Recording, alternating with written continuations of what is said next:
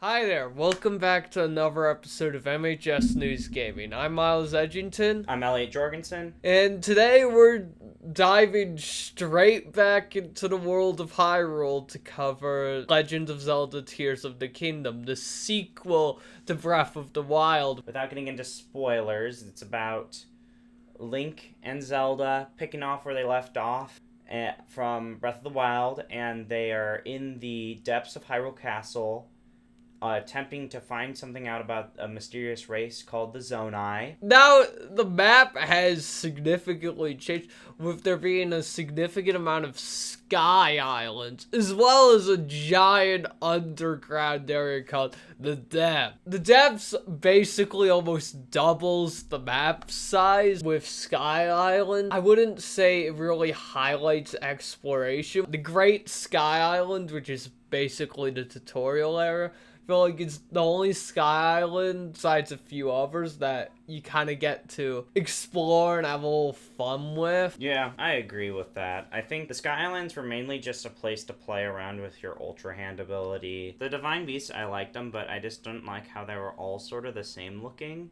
Even though the puzzles in the dungeons that we did have were all kind of like pretty the same, with switching the switches and getting past certain puzzles. But that honestly, just the change of scenery, so it's not all just Sheikah ruins. So the Sage abilities. The Wind Sage ability, which you get from Tulum. It's Rivali's Gale, but horizontal, which at first it sounded, oh, this isn't going to be useful at all.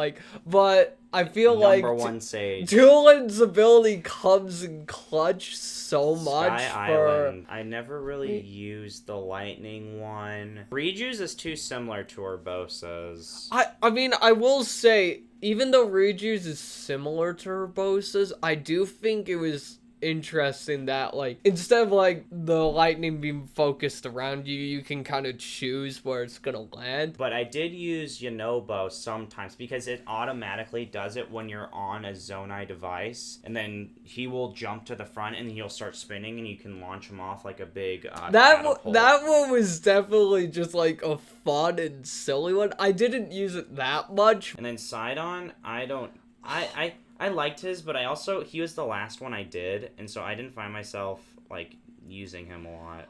Personally, I just really did not like Sidon's ability. Like, I love Sidon as a character. He's one of my favorites. But, man, his ability just kind of sucks. It's like a one-hit shield. Like, so protect you from one hit and then it's gone. But you can also use it as a little ranged projectile. It's a little bit iffy at times with its aim. The constructs, like, they had their moments where they would be hard, which I feel like is just early game. And the shrines where they're like, we can take all your gear. I've done all the shrines, and I can say that all the shrines are better than Breath of the Wild. They definitely tried a little bit more to better incorporate a lot of your abilities, make the puzzles actually a little bit more intuitive. Yeah. Rewind, you use it to rewind projectiles back at enemies. Rewind is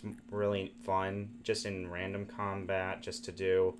But sometimes I forget I have it. And then Ascend, kind of broken. Ascend, basically, if there's a little platform above you, you can ascend through it, which is so useful for just getting around in general. My favorite ability was Fuse. I really did love the idea of Fuse, because I feel like with a lot of games, something I've always wanted to do is kind of create my own weapon. I really just loved building these just crazy weapons, and then just seeing their weird names. Like, there are some strange ones.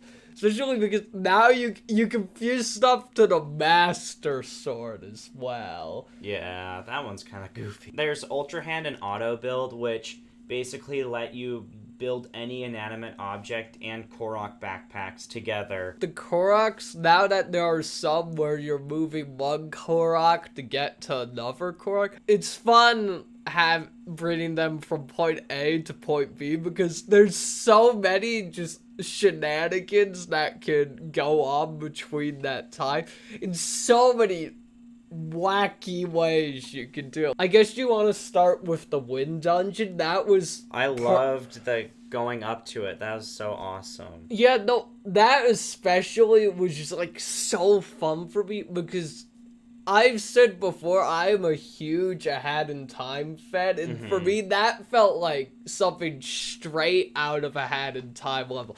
I was just having the time of my life making that climb up. The dungeon itself, it's a giant flying boat. It's such a simple concept, but it's also just so cool. Yeah, I love the boss of this one. Oh, the boss is great. They took what Windblight could have been just to the extreme. Did you know that you can knock it out instead of using arrows? You could have dived into it. I figured that out after I had already done the initial boss fight. So when you did it in the depths. But I will say there are definitely benefits to using the arrows because you can do this cool thing. Because sometimes it will kind of come up invertedly and you can kind of shoot its weak spots. Yeah. And I love just doing that. That was so cool. Especially what makes this fun is you are suspended in the air the whole time fighting. I don't know really what to call the Colgera, but like a big ice dragon.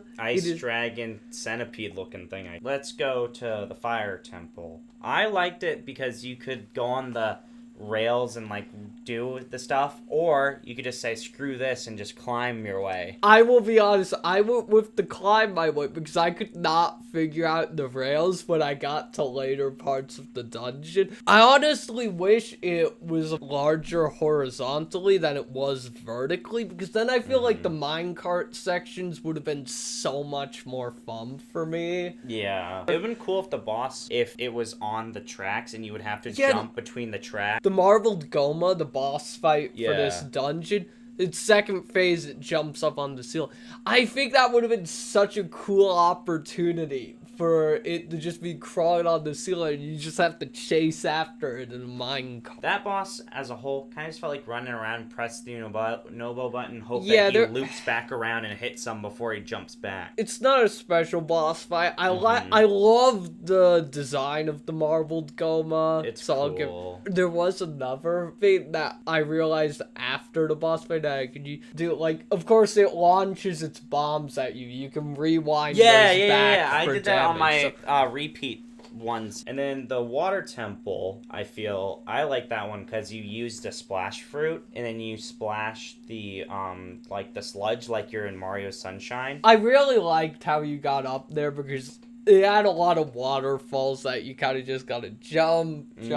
But I feel like the water temple was another one where the puzzles, I don't think I did it how it was supposed to go. The boss fight, this was the last one I did. I completely forgot you could use like key size as homing arrows, so the second phase was just a slog. Because the Mukto Rock, once you like get that initial hit, like you start jumping around, so it's hard to do like a lot of damage like for most boss fights. And I think just all the sludge, like if you don't want to get out the splash fruits or just don't have a lot of them, it's just kind of annoying to deal with. Well, you could also use Sidon's ability. The lightning temple, that one was a really fun one because, I mean, first of all, to even get the dungeon, like you have to do the thing with like the free little lighthouses throughout the desert. Yeah. The Queen Gidbo, I feel like, was an interesting thing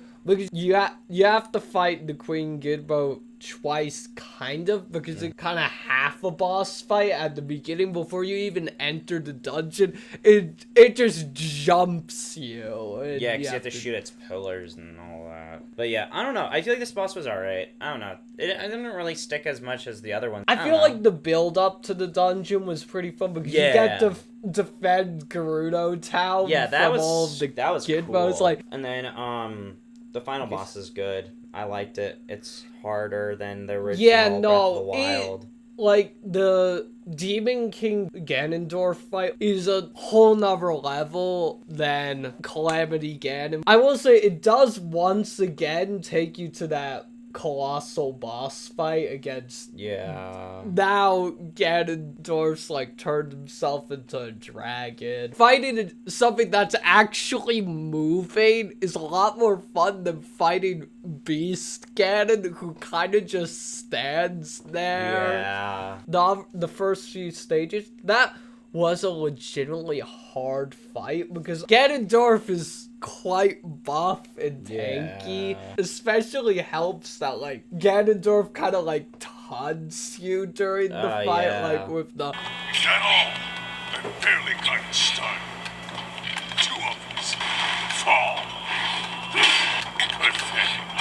Once again, I still have not really tried to learn to do flurry rushes, so I could just kind of just shot at him with my bow in the head. It took a while. I went into that fight with 100 arrows. I left with 10. Overall, like, Tears of the Kingdom was such a fun experience, but I feel like it had so much that it gets to the point where you might get burned out if you're playing it, like, without taking proper breaks in between. Yeah! I Okay. beat it in a month, and I got 160 hours, and I did all the shrines and all the depths before finishing the game. It was awesome. I knew at a point that, I'm starting to feel burnt out because I was trying to crack the stages. Whales, finish up the shrine. The impending burnout, I could sense, so I'm like, alright, we're doing the final boss fight. Screw it. I probably will go back and finish it eventually.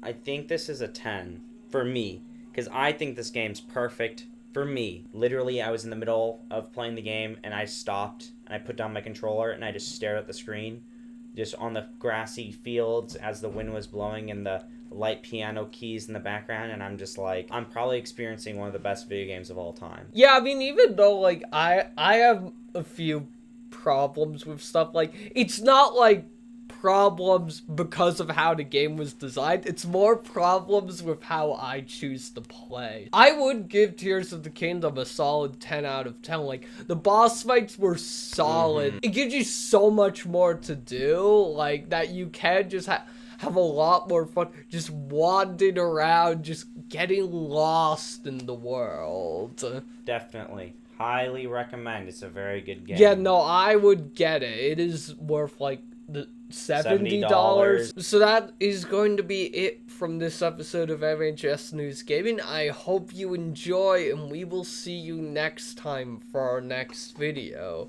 Goodbye.